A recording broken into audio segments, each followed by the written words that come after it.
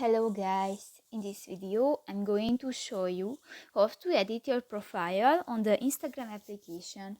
But first of all, I just want to mention, please don't forget to subscribe to our channel, because at 100,000 subscribers we are going to show you our YouTube revenue statistics and growth strategy, how to make money online. So let's jump into it. First of all, open the application on your device. Tap to the profile section and new, go to the edit profile button at the upper side of the screen. And here you can edit your profile, you can add name, you can edit the picture or your avatar, you can add links, and you can add contact options and different another settings.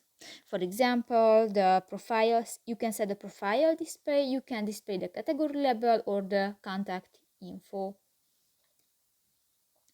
And done. So that's pretty much it for this video, guys. See you in the next one. Bye bye.